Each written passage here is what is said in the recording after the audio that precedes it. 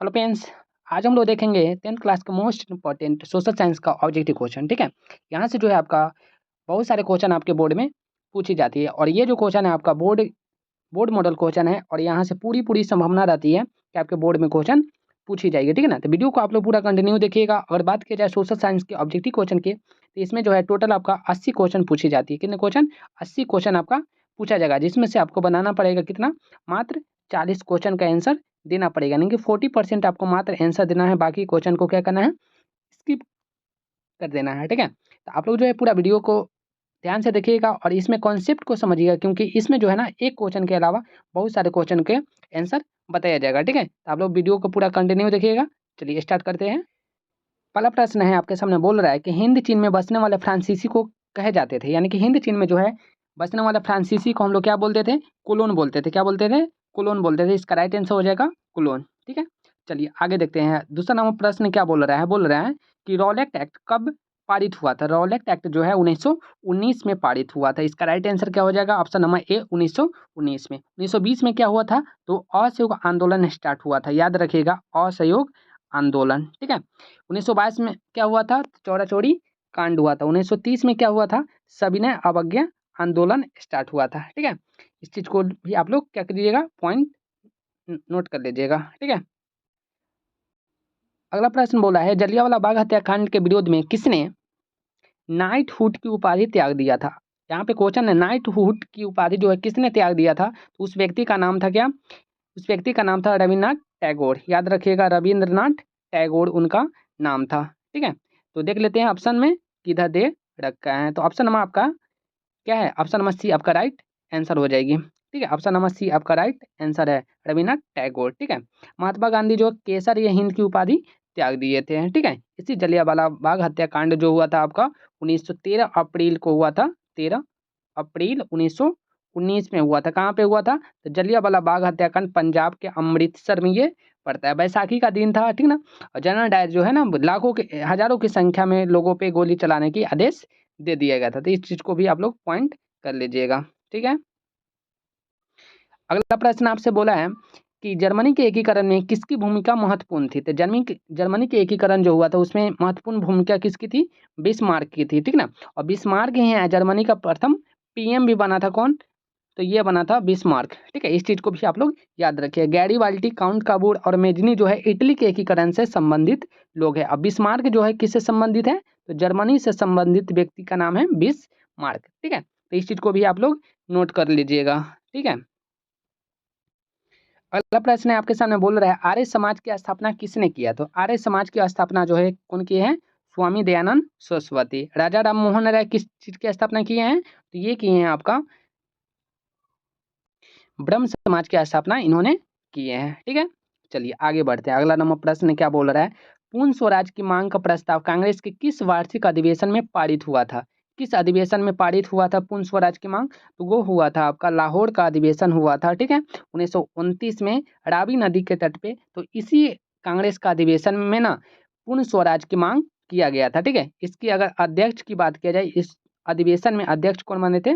तो JL नेहरू बने थे। ठीक है, जवाहरलाल नेहरू बने थे। रावी नदी के तट पे ये अधिवेशन हुआ था जिसमें पूर्ण स्वराज की मांग किया गया था। ठीक है, चलिए हम लोग अब आगे बढ़ते हैं। अगला प्रश्न क्या बोल रहा है?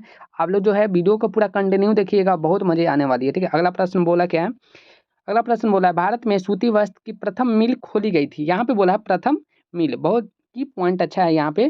प्रथम मिल जो है कब खोली गई थी? इसका राइट आंसर क्या हो जाएगा? इसका राइट आंसर जो है ऑप्शन नंबर बी हो जाएगा। क्या हो जाएगी? ऑप्शन नंबर बी, बम्बई में खोला गया था। ठीक है, प्रथम जो मिल खोला गया था कलकत्ता में खोला गया था, बट ये चला नहीं था। जब ये चला नहीं था तो इसको हम लोग नहीं देखते हैं, किसको देखेंगे?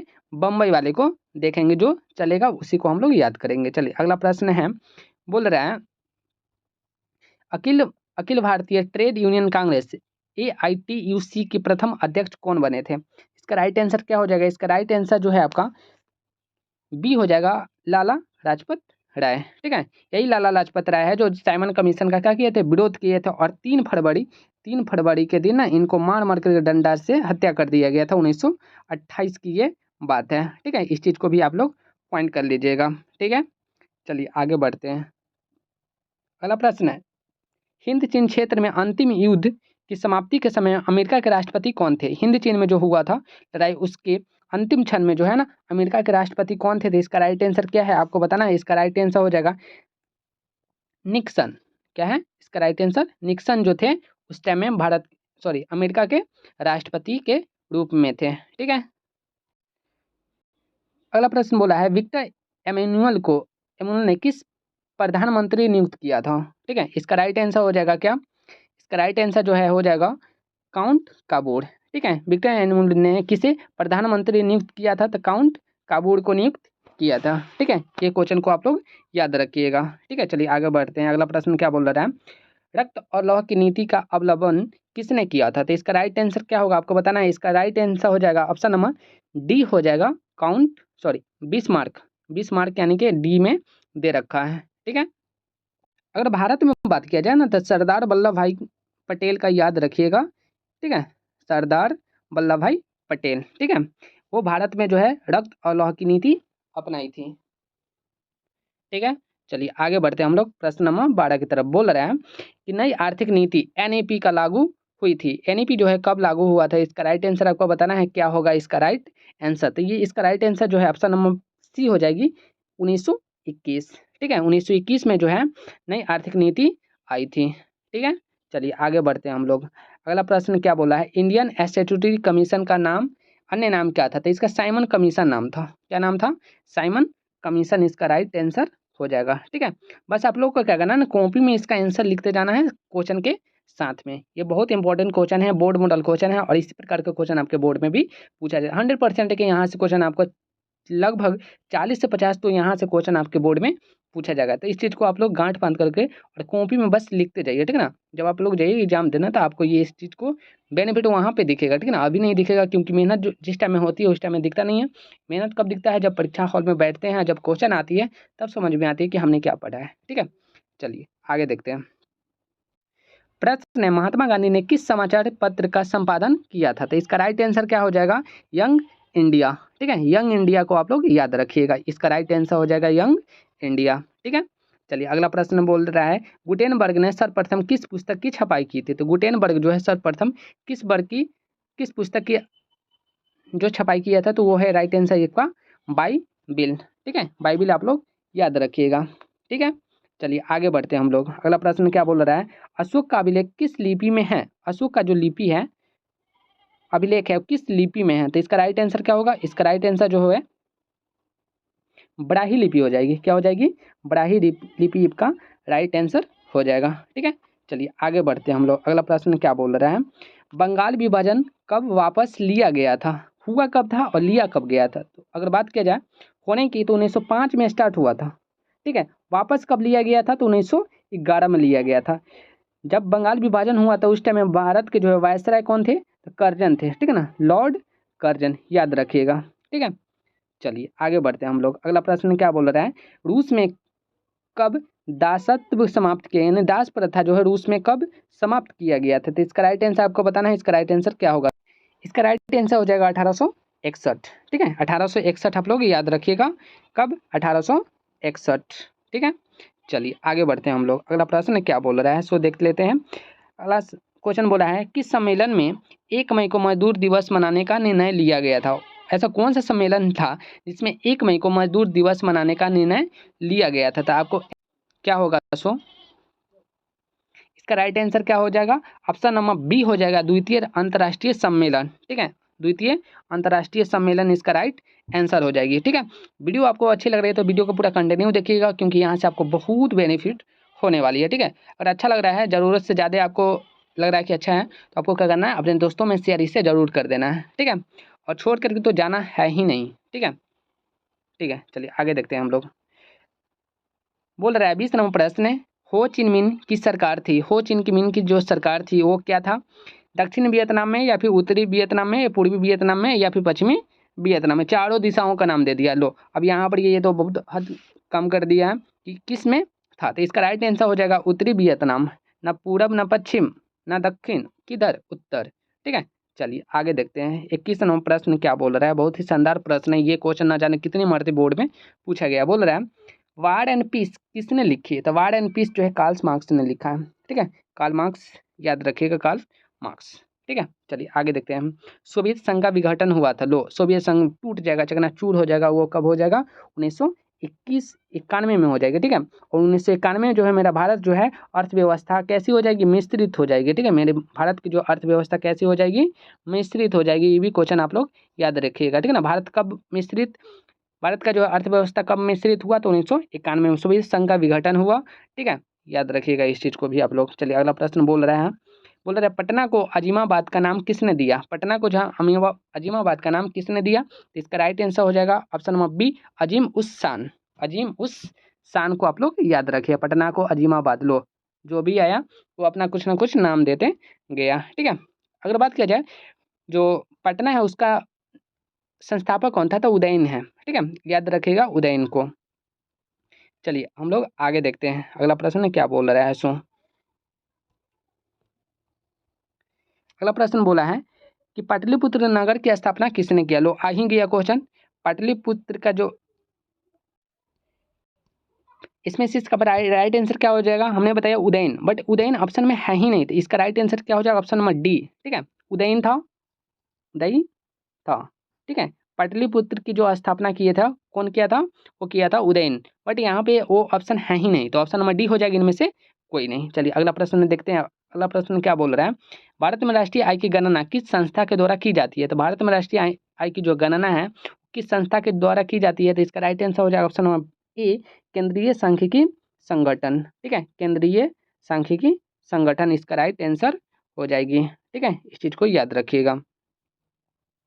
ठीक है, चलिए आगे चलते हैं हम लोग। अगला प्रश्न क्या बोल रहा है? सो देख लेते हैं। बोल रहा है योजना आयोग का गठन कब हुआ था? योजना आयोग का गठन आपको बताना है कि कब हुआ था। ठीक है, इसका राइट आंसर क्या हो जाएगा? योजना आयोग बोला है, ना कि नीति आयोग बोला है। तो मेरे आंसर देने से पहले आपको सोचना चाहिए कि आंसर दे देना चाहिए, अपने मन में ही आंसर देना है, बट क्या करना है? सबसे पहले दे देना है। ठीक है, चलिए तो इसका राइट आंसर क्या होगा? इसका राइट आंसर हो जाएगा 15 मार्च 1950। और इसके प्रथम अध्यक्ष की बात किया जाए तो प्रथम अध्यक्ष कौन थे? JL नेहरू। ठीक है, इस चीज़ को आप लोग याद रखिएगा, क्योंकि योजना आयोग के जो अध्यक्ष होते हैं प्रधानमंत्री होते हैं, उस टाइम में भारत के प्रधानमंत्री कौन थे? जवाहरलाल नेहरू। इसी के जगह पे योजना आयोग के जगह पे ना नीति आयोग आ गया। क्या आ गया? नीति आयोग आ गया, जो मोदी जी लाए 2015 में। ठीक है, 1 जनवरी 2015 में आया क्या? नीति आयोग। जस्ट इसी के स्थान पे इसकी स्थापना किया गया, और इसके प्रथम अध्यक्ष की बात किया जाए तो ये है मोदी जी। ठीक है, मोदी जी को याद रखिएगा, नीति आयोग के प्रथम अध्यक्ष बने हैं। ठीक है, चलिए अगला प्रश्न देख लेते हैं। 27 नंबर प्रश्न बोला है उत्पादन के साधनों पर निजी व्यक्तियों का स्वामित्व होता है, तो इसका राइट आंसर क्या हो जाएगा? मेरे आंसर देने से पहले आपको आंसर लगा देना है। ऑप्शन नंबर बी इसका राइट आंसर हो जाएगा, पूंजीवादी अर्थव्यवस्था में। ठीक है, इसका राइट आंसर क्या हो जाएगा? ऑप्शन नंबर बी, पूंजीवादी अर्थव्यवस्था में। चलिए आगे देख लेते हैं, अगला प्रश्न क्या बोल रहा है? गैर और बिजली उत्पादन किस क्षेत्र का अंग है? सॉरी, गैर नहीं, गैस है। गैस और बिजली उत्पादन किस क्षेत्र का अंग है? तो देखिए 3 क्षेत्र होती है, सबको पता है। तो बिजली जो उत्पादन वाली क्षेत्र है, यानी कि किसमें इसको हम लोग रखेंगे? तो इसका राइट आंसर हो जाएगा ऑप्शन नंबर ए। क्या हो जाएगी? ऑप्शन नंबर ए, प्राथमिक क्षेत्र में इसको रखा जाएगा। ठीक है, चलिए आगे देखते हैं हम लोग। अगला प्रश्न क्या बोल रहा है? सॉरी, एक मिनट। यहाँ पे जो है आपका उत्पादन जो है वो द्वितीय क्षेत्र में आती है। किसमें? द्वितीय क्षेत्र में। प्रथम क्षेत्र में कौन आती है? कृषि से रिलेटेड आती है। कौन आती है? कृषि से। और तृतीय वाले में आपका कौन आता है? सेवा क्षेत्र आता है। ठीक है, इस चीज़ को आप लोग मिस आउट हो गया था। ठीक है, सॉरी। चलिए अगला देख लेते हैं। 29 नंबर प्रश्न क्या बोल रहा है? बांग्लादेश की मुद्रा क्या है? बांग्लादेश की जो मुद्रा है वो है टका। क्या है? टका। इसका राइट आंसर क्या हो जाएगी? टका। ठीक है, टका में हम लोग बात करते हैं क्या? नहीं करते हैं, हम लोग रुपया में बात करते हैं। ठीक है, चलिए अगला प्रश्न देख लेते हैं। अगला प्रश्न क्या बोल रहा है? 30 नंबर प्रश्न बोल रहा है प्रोफेसर मो यूनिस का संबंध किस देश से है? लो अब ये कौन सा व्यक्ति है जिसका संबंध किस देश से, हमको क्या पता? तो इसका राइट आंसर हो जाएगा ऑप्शन नंबर सी। क्या हो जाएगा? सी, बांग्लादेश से इनका संबंध। तो इसको क्या करना है? याद कर लेना है। ठीक है, बहुत सारे ऐसा क्वेश्चन होता है जिसको बताने की जरूरत नहीं होती, वो फैक्ट है, उसको याद करना ही पड़ेगा। ठीक है, उसमें ज़्यादा समझाने की जरूरत नहीं है। चलिए अगला प्रश्न है। 31 नंबर प्रश्न क्या बोल रहा है? बोल रहा है कि प्राथमिक कृषि साख समिति कृषकों को किस प्रकार का ऋण प्रदान करता है? तो प्राथमिक कृषि साख समिति जो है कृषकों को किस प्रकार का ऋण प्रदान करता है? इसका राइट आंसर क्या होगा? इसका राइट आंसर हो जाएगा ऑप्शन नंबर ए, अल्पकालीन। ठीक है, कुछ दिन के लिए ही क्या किया जाता है? ऋण दिया जाता है। ठीक है, चलिए हम लोग देख लेते हैं अगला प्रश्न क्या बोल रहा है। जवाहर रोजगार योजना किस वर्ष प्रारंभ हुआ था? तो इसका राइट आंसर क्या होगा? तो इसका राइट आंसर की बात किया जाए तो ऑप्शन नंबर हो जाएगा सी, 1989। ठीक है, 1989। ठीक है, चलिए आगे देखते चलते हैं। अगला प्रश्न का थोड़ा सा स्पीड में कर लेते हैं। मनरेगा में एक वर्ष में कितने दिन का रोजगार देने की गारंटी दी जाती है? तो मनरेगा में जो है 100 दिन का रोजगार देने की गारंटी दी जाती है। ठीक है, चलिए फटाफट कर लेते हैं क्वेश्चन। उपभोक्ता संरक्षण के लिए कितने राज्य आयोग हैं? आपको बताना है इसका राइट आंसर क्या होगा। तो इसका राइट आंसर हो जाए ऑप्शन नंबर ए। ठीक है, ऑप्शन नंबर ए इसका राइट आंसर हो जाएगा। चलिए अगला प्रश्न देख लेते हैं। बोल रहा है प्रोफेसर पीसी महालोबिस की अध्यक्षता में किस समिति का गठन किया गया था? तो इसका राइट आंसर क्या होगा आपको बताना है। तो इसका right answer option number A हो जाएगा। क्या हो जाएगी? ऑप्शन नंबर ए, राष्ट्रीय आय समिति। ठीक है, राष्ट्रीय आय समिति इसका राइट आंसर हो जाएगी। ठीक है, इस चीज़ को भी आप लोग याद रखिएगा। ठीक है, चलिए आगे देखते हैं हम लोग। उपभोग व्यय और बचत का योग क्या कहलाता है? उपभोग व्यय और बचत का योग जो है क्या कहलाता है? तो इसका राइट ऑप्शन नंबर ए हो जाएगा, आय कहलाती है। क्या कहलाती है? आय कहलाती है। ठीक है, चलिए आगे देखते हैं हम लोग। निम्न में से कौन आर्थिक क्रिया का चक्रीय प्रभाव है? तो इसका राइट आंसर क्या हो जाए? ऑप्शन नंबर बी हो जाएगी, व्यय। क्या हो जाएगी? व्यय हो जाएगी इसका राइट आंसर। ठीक है, अगला प्रश्न है भारत में सर्वप्रथम राष्ट्रीय आय के अनुमान कब लगाया गया? तो ये जो है कब लगाया गया था? इसका राइट आंसर ऑप्शन नंबर हो जाएगा बी, 1868। किसने लगाया था? तो सरदार वल्लभ भाई पटेल। ठीक है, सरदार वल्लभ भाई पटेल, याद रखिएगा सरदार जी को। ठीक है, चलिए आगे देखते हैं अगला प्रश्न क्या बोल रहा है। निम्न में से कौन सहकारिता का मूलभूत तत्व नहीं है? इसका राइट आंसर क्या होगा आपको बताना है। मेरे आंसर देने से पहले आपको आंसर लगा ही देना, मन में लगा देना है। ठीक है, तो इसका राइट आंसर क्या हो जाएगी? नैतिक तथा सामाजिक तत्व। ठीक है, मेरे आंसर देने से पहले आपको आंसर दे देना है। ठीक है, चलिए आगे देख लेते हैं। इनमें से कौन गैर आर्थिक आधारित संरचना है? तो इसका राइट आंसर क्या होगा? इसका राइट आंसर हो जाएगा, मैं बता दूं, इसका राइट आंसर हो जाएगा ऑप्शन नंबर सी हो जाएगी, स्वास्थ्य। क्या हो जाएगी? स्वास्थ्य इसका राइट आंसर हो जाएगी। ठीक है, प्रश्न है संविधान का 74वां संविधान संशोधन संबंधित है? तो इसका जो राइट आंसर है ऑप्शन नंबर बी हो जाएगी, नगरीय शासन व्यवस्था से। ठीक है, पंचायती वाला जो था किससे था? 73वां संविधान संशोधन से था। ठीक है, इस चीज को भी आप लोग याद रखिएगा। चलिए अगला प्रश्न देख लेते हैं। बिहार में एक नगर निगम में अधिकतम कितने वार्ड हो सकते हैं? तो एक नगर निगम में कितने वार्ड हो सकते हैं? तो इसका राइट आंसर हो जाएगा ऑप्शन नंबर डी, जो दे रखा है आपका कितना, 75। ठीक है, ऑप्शन नंबर डी इसका राइट आंसर है। ठीक, चलिए आगे देख लेते हैं। ऑप्शन नंबर डी इसका राइट आंसर था। 43वां प्रश्न बोला चिपको आंदोलन संबंधित है। चिपको आंदोलन क्या था? पेड़ों की संरक्षण के लिए चिपको आंदोलन महिलाओं ने चलाया था। ठीक है, इसका राइट आंसर क्या हो जाएगा? ऑप्शन नंबर डी हो जाएगी, अमृता देवी। ठीक है, अमृता देवी से संबंधित व्यक्ति है। ठीक है, चलिए आगे देखते हैं हम लोग। अगला प्रश्न क्या बोल रहा है। नेपाल में सप्तदलीय गठबंधन क्यों किया गया?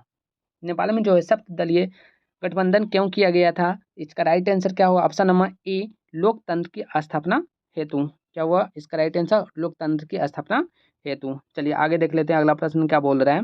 अगला प्रश्न बोल रहा है कि बहुजन समाज पार्टी की स्थापना किसने किया था? तो बहुजन समाज पार्टी की जो स्थापना किया था वो किसने किया था? काशी राम। इसका राइट आंसर हो जाएगी काशी राम। ठीक है, चलिए आगे देख लेते हैं अगला प्रश्न क्या बोल रहा है। दल बदल कानून लागू होता है। दल बदल जो कानून है किस पे लागू होता है? सांसदों के विधायकों पर लागू ये होता है। ठीक है, इसका राइट आंसर हो जाएगा सांसदों के विधायकों पर ये लागू होता है। चलिए आगे देख लेते हैं अगला प्रश्न क्या बोला है। झारखंड बिहार से कब पृथक हुआ, यानी कि अलग कब हुआ था? ये हुआ था 15 नवंबर 2000 में ये अलग हुआ था। ठीक है, बिहार जो है झारखंड से अलग हुआ 15 नवंबर 2000 को। बट यहाँ पे बात आती है एक और कि झारखंड जो है इससे अलग हो रहा है, तो बिहार बंगाल से कब अलग हुआ? तो ये हुआ था 1912 में, याद रखिएगा। ठीक है, 1912 में। उड़ीसा से कब अलग होती है? तो उड़ीसा से अलग होती है 1936 में। ठीक है, 1936, 1 अप्रैल 1936, याद रखिएगा। ठीक है, चलिए आगे देखते हैं हम लोग। प्रश्न बोल रहा है इनमें से कौन संघीय प्रणाली की विशेषता नहीं है? आपको बताना है इसका राइट आंसर क्या होगा। ठीक है, तो संघीय प्रणाली की विशेषता कौन नहीं है, तो वो विशेषता है एकहरी शासन व्यवस्था, इसकी विशेषता नहीं है। यहाँ पे लिखित संविधान इसमें होती है, शक्तियों का विभाजन होता है, सर्वोच्च न्यायालय भी होती है किसमें, संघीय प्रणाली में। बट ये जो है इसका राइट आंसर हो जाएगी, एकहरी शासन व्यवस्था नहीं होता है, नहीं वाला क्वेश्चन बोला है। ठीक है, क्लियर है। चलिए आगे देखते हैं, लोकसभा में चुने हुए सदस्यों की संख्या कितनी है, आपको बताना है इसमें लोकसभा में चुने हुए सदस्यों की संख्या कितनी है। तो इसका राइट आंसर हो जाएगा ऑप्शन नंबर ए, क्या हो जाएगी, यहाँ पे क्या बोला है, चुने हुए सदस्यों की संख्या कितनी है, तो चुने हुए सदस्यों की संख्या जो है 543 है। कितनी है, 543 है।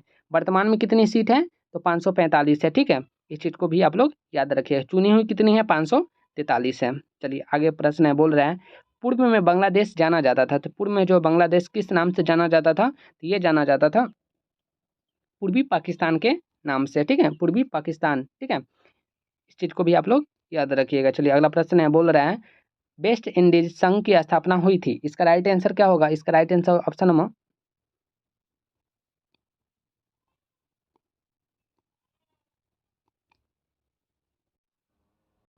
बी हो जाएगी। ठीक है, ऑप्शन नंबर बी 1965। ठीक है, वेस्ट इंडीज की जो संघ की स्थापना हुआ था 1965 में हुआ था। ठीक है, चलिए प्रश्न है इंडिका के लेखक कौन है, तो इंडिका के जो लेखक है मेघा स्तिनीज है। ठीक है, मेघा स्तिनीज को आप लोग याद रखिएगा। ठीक है, इंडिका के लेखक हैं। चलिए विश्व का सबसे बड़ा लोकतांत्रिक देश कौन सा है, तो विश्व का सबसे बड़ा लोकतांत्रिक देश जो है वो मेरा प्यारा भारत इंडिया है, भारत है। ठीक है, इस चीज को आप लोग याद रखिएगा। ठीक है, चलिए आगे देखते हैं, अगला प्रश्न क्या बोल रहा है, आंग सान सूची सू किस देश से के नागरिक है, यानी कि आंग सान सू जो है किस देश के नागरिक है, तो ये जो है म्यांमार के है, राष्ट्रपति है, ये है कहाँ की, म्यांमार की। ठीक है, चलिए ये क्वेश्चन हो गया। आगे देखते हैं हम लोग, अगला प्रश्न क्या बोल रहा है, बोल रहा है क्षेत्रवाद की भावना का कुपरिणाम है, तो क्षेत्रवाद की परिणाम का जो कुपरिणाम है वो अलग वाद है। क्या है, आपका राइट आंसर हो जाएगी अलग वाद। ठीक है, चलिए आगे देखते हैं, दुधवा राष्ट्रीय उद्यान कहाँ पे है, तो दुधवा राष्ट्रीय उद्यान जो है आपका उत्तर प्रदेश में पड़ता है। ठीक है, उत्तर प्रदेश में, इस चीज को आप लोग नोट कर लीजिएगा। चलिए आगे देख लेते हैं, भारत की प्रथम राष्ट्रीय जल नीति कब अपनाई गई थी, तो इसका राइट आंसर क्या होगा, हो जाएगा सितंबर 1987। क्या हो जाएगी, सितंबर 1987 इसका राइट आंसर हो जाएगी। ठीक है, मेरे आंसर देने से पहले आप लोग कोशिश कीजिए, मैं आपको 2-3 सेकंड का टाइम देता हूँ। ठीक है, तो आप लोग क्या कीजिए ना, मेरे आंसर देने से पहले आपको क्या करना है, ये क्या है आपका प्रैक्टिस तौर पे आपका सेट लगाया जा रहा है कि ठीक है ना, आपको जो है कितना आ रहा है कितना नहीं आ रहा है सारे को नोट डाउन करते जाइए। ठीक है, इससे क्या होगी ना, आपका तैयारी बहुत अच्छा होने वाली है। चलिए देखते हैं आगे, विश्व में सर्वाधिक वन आवरण वाला देश कौन सा है, विश्व में सर्वाधिक वन आवरण वाला जो देश है वो कौन सा है, तो इसका राइट आंसर हो जाएगी रूस। क्या हो जाएगी, रूस इसका राइट आंसर हो जाएगी। चलिए आगे देखते हैं, किस मृदा को ह्यूमस की मात्रा नगण्य होती है, किस मृदा में जो है ह्यूमस की मात्रा नगण्य होती है, तो इसका राइट आंसर क्या होगा, ऑप्शन नंबर हो जाएगी बी जलोढ़ मिट्टी। इसमें जो है ह्यूमस की मात्रा बहुत कम होती है। ठीक है, और सबसे ज़्यादा उपजाऊ मिट्टी कौन होती है, जलोढ़ मिट्टी ही होती है। चलिए आगे देखते हैं, अगला प्रश्न क्या बोला, भारत का सबसे बड़ा खनिज तेल तेल उत्पादक क्षेत्र कौन सा है, तो इसका राइट आंसर क्या हो जाएगा, इसका राइट आंसर हो जाएगा ऑप्शन नंबर ए डिगबोई। ये डिगबोई कहाँ पे है, तो असम में है। कहाँ पे है आपका, ये डिगबोई असम में है। सबसे पुराना अगर तेल शोधक कारखाना भी पूछा जाए तो यही डिगबोई है। ठीक है, जो असम में है। चलिए आगे देखते हैं, 61 नंबर प्रश्न क्या बोल रहा है, इनमें से कौन रोपण फसल है, इसमें से कौन है जो रोपण फसल जिसको हम लोग रोपते हैं, तो इसका राइट आंसर कौन कौन हो जाएगा, ऑप्शन नंबर डी हो जाएगा, सभी के सभी इसका राइट आंसर सही है। रोपण, चाय, गन्ना सबको रोपते हैं, तो इसलिए इसका राइट आंसर क्या हो जाएगी, ऑप्शन नंबर डी में हम लोग टिक लगाएंगे। ठीक है, चलिए यहाँ से आपका प्रश्न ये भी पूछ सकता है, रोपण फसल के 2 नाम बताए, 3 नाम बताए, तो वो सब्जेक्टिव क्वेश्चन है, वो भी वहाँ से भी आप लोग कर लीजिएगा। ठीक है, चलिए आगे देखते हैं हम लोग प्रश्न क्या बोल रहा है सो। ठीक है, चलिए जीवन रेखा रेखा रेल कब चलाई गई थी, जीवन रेखा रेल जो है कब चलाई गई थी, तो 1991 में चलाई गई थी। इसका राइट आंसर क्या हो जाएगी, 1991। ठीक है, चलिए आगे देखते हैं, 62 नंबर प्रश्न हो चुका है। 63 नंबर देखते हैं, कांवड़ झील कहाँ है, तो कांवड़ झील जो है आपका बिहार में पड़ता है। ठीक है, बिहार के किस जिले में पड़ता है, तो बिहार के जो है आपका भागलपुर जिले में ये आपका कांवड़ झील पड़ता है। ठीक है, चलिए आगे देखते हैं हम लोग, किस राज्य में संयुक्त वन प्रबंधन का पहला प्रस्ताव पारित किया गया, किस राज्य में संयुक्त वन प्रबंधन का जो है पहला प्रस्ताव पारित किया गया था, इसका राइट आंसर हो जाएगा ऑप्शन नंबर ए पश्चिम बंगाल। क्या हो जाएगी, ऑप्शन नंबर ए पश्चिम बंगाल। ठीक है, इस चीज़ को आप लोग नोट डाउन कर लीजिएगा। ठीक है, चलिए आगे देखते हैं, इनमें से कौन अकार्बनिक खनिज है? अकार्बनिक खनिज वैसे खनिज को बोलते हैं जो खत्म हो जाएगी, एक टाइम ऐसा आएगा जो खत्म हो जाएगी। ठीक है, सॉरी मैंने क्या बोल दिया, अकार्बनिक की यहाँ पे बात की जा रही है।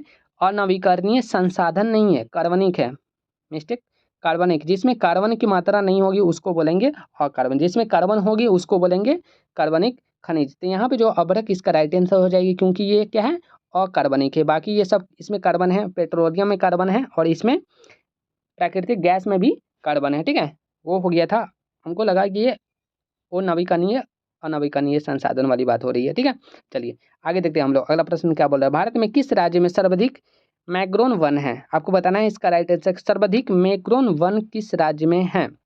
तो इसका राइट आंसर क्या होगा?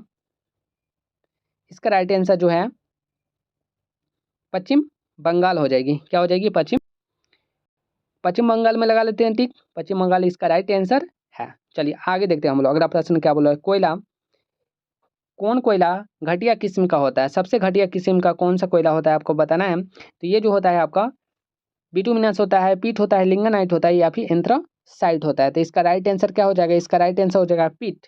पीट पीट करके इसको बेकार कर दो, यानी कि ये सबसे घटिया किस्म का क्या है, कोयला है। ठीक है, चलिए आगे देखते हैं। भारत में चाय की कृषि कहाँ शुरू हुई थी? भारत में चाय की कृषि जो है कहाँ पे शुरू हुआ था? तो ये असम इसका राइट आंसर हो जाएगा, जो ऑप्शन नंबर दे रखा है सी में। ठीक है, चलिए आगे देखते हैं। अगला प्रश्न क्या बोल रहा है, बोल रहा है पाइराइट किस प्रकार का खनिज है? पाइराइट जो है किस प्रकार का खनिज है? तो इसका राइट आंसर क्या हो जाएगा? ऑप्शन नंबर बी हो जाएगा, अधात्विक है। कैसा खनिज है? अधात्विक है। ठीक है, चलिए आगे देखते हैं हम लोग। प्रश्न है, भारत का पहला परमाणु शक्ति संयंत्र कौन है? भारत का जो है पहला परमाणु शक्ति संयंत्र कौन है? ये है तारापुर। कौन सा है? तारापुर। कहाँ पे है ये? तो ये आपका मुंबई में है, बम्बई जिसको बोलते थे पहले। ठीक है, अगला प्रश्न है, कोडरमा का संबंध किस खनिज से है? कोडरमा का जो संबंध है किस खनिज से है? तो ऐसा बताना है आपको। अब्रक। क्या हो जाएगी इसका राइट आंसर? अब्रक। ठीक है, इसका राइट आंसर क्या होगा? अब्रक हो जाएगी इसका राइट आंसर। ठीक है, चलिए आगे देखते हैं। अगला प्रश्न, किस देश ने ओपेक की सदस्यता त्याग दी है? ओपेक की सदस्यता जो है किसने त्याग दिया है? तो ये है बांग्लादेश। ठीक है, बांग्लादेश। एक मिनट, इसका राइट आंसर ईरान हो जाएगी, बांग्लादेश नहीं है, सॉरी बांग्लादेश नहीं है, ईरान है। ठीक है, इस चीज़ को आप लोग याद रखिएगा। मिस प्रिंट है, अगले क्वेश्चन का आंसर हमने देख लिया था। ठीक है, इनमें से कौन जूट का अग्रणी उत्पादक है? जूट का जो सबसे ज़्यादा उत्पादन होती है वो कहाँ पे होती है? बांग्लादेश में होती है। ठीक है, अगर भारत में बात किया जाए ना तो पश्चिम बंगाल में, क्योंकि बांग्लादेश और पश्चिम बंगाल जस्ट बगल में ही है। ठीक है, तो हमने इस क्वेश्चन का आंसर हमने उस क्वेश्चन में दे दिया था, इस चीज़ की वजह से आप लोग थोड़ा सा डाउट हुआ होगा, बट इसको इग्नोर कीजिएगा। ठीक है, चलिए आगे देखते हैं। आसवन बांध जो है किस नदी से संबंधित है? इसका राइट आंसर क्या हो जाएगा? आसवन बांध जो है किस नदी से संबंधित है? इसका राइट आंसर हो जाएगा ऑप्शन नंबर सी, नील नदी। क्या हो जाएगी? नील नदी से इसका राइट आंसर संबंधित है। चलिए अगला प्रश्न बोल रहा है, इनमें से कौन प्राकृतिक आपदा नहीं है? बताना आपको प्राकृतिक आपदा कौन नहीं है। तो ये यहाँ पे आपका राइट आंसर क्या हो जाएगा? आतंकवादी या मानव के द्वारा फैलाया गया आपदा है। ठीक है, बाकी सब के सब क्या है, वो प्राकृतिक है, सुनामी, भूकंप, बाढ़। ठीक है, चलिए आगे देख लेते हैं। अगला प्रश्न बोल रहा है, विनाशकारी भूकंप से बिहार किस वर्ष प्रभावित हुआ था? तो विनाशकारी जो भूकंप हुआ था वो कब हुआ था? तो ये हुआ था आपका 2004 में। कब हुआ था? 2004 में भूकंप आया था। ठीक है, इस चीज़ को आप लोग याद रखिएगा।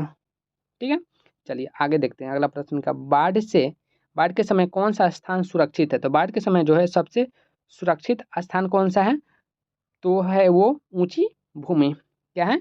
ऊंची भूमि पे जाना चाहिए बाढ़ के समय में। बाकी जाहिर सी बात है कि बाढ़ आएगी तो ऊंची जगह पे जाएंगे, ये कॉमन सेंस की क्वेश्चन है। अगला प्रश्न है, क्या बोल रहा है कि भूस्खलन से अभिप्राय है।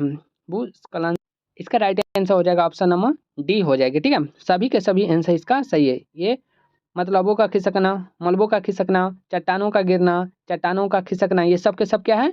भूस्खलन का उदाहरण है। ठीक है, चलिए आगे देखते हैं। अगला प्रश्न क्या बोल रहा है, प्रश्न है, आकस्मिक प्रबंधक का प्रमुख घटक कौन सा है? इसका राइट आंसर क्या होगा? ऑप्शन नंबर, इसका राइट आंसर हो जाएगा डी, इनमें से सभी। इसका भी राइट आंसर हो जाएगा इनमें से सभी। स्थानीय प्रशासन, स्वयं सेवक संगठन और स्थानीय लोग। ठीक है, चलिए आगे देख लेते हैं। लास्ट प्रश्न है, अगला प्रश्न है, भूकंप संभावित क्षेत्रों में भवनों की आकृति कैसी होनी चाहिए? जो भूकंप बनती है, जहाँ पे भूकंप की स्थिति हमेशा बनी रहती है, वहाँ पे जो है कैसी होनी चाहिए? तो वहाँ पे जो इसका राइट आंसर होना चाहिए वो आयताकार होना चाहिए। ठीक है, आयताकार वहाँ पे भूमि होना चाहिए, जिसकी वजह से वहाँ की बिल्डिंग जो है वो नहीं गिरेगी। ठीक है, तो आप लोग को जो है पूरे के पूरे हमने 80 क्वेश्चन को कराया। इसके बाद जो है आपका क्या है, ये सब्जेक्टिव क्वेश्चन है जो आपके बोर्ड में पूछी जाती है। और देखिए यहाँ पे जितने सारे क्वेश्चन है हमने बोर्ड मॉडल का क्वेश्चन कराया है, और इस प्रकार के क्वेश्चन आपके बोर्ड में 100% पूछी जाती है। तो आप लोग क्या कीजिएगा, पूरे 80 का 80 क्वेश्चन को आप लोग रिपीट कीजिएगा, और ज़रूरत से ज़्यादा इसको क्या कीजिएगा, रिवाइज कीजिएगा, ताकि आपका जो है बोर्ड में बहुत अच्छा मार्क्स आएगी। ठीक है, और हमारे चैनल को सब्सक्राइब जरूर कर लीजिएगा। ठीक है, क्योंकि इस प्रकार की वीडियो आपको मिलती रहेगी। ठीक है, तब तक के लिए थैंक यू।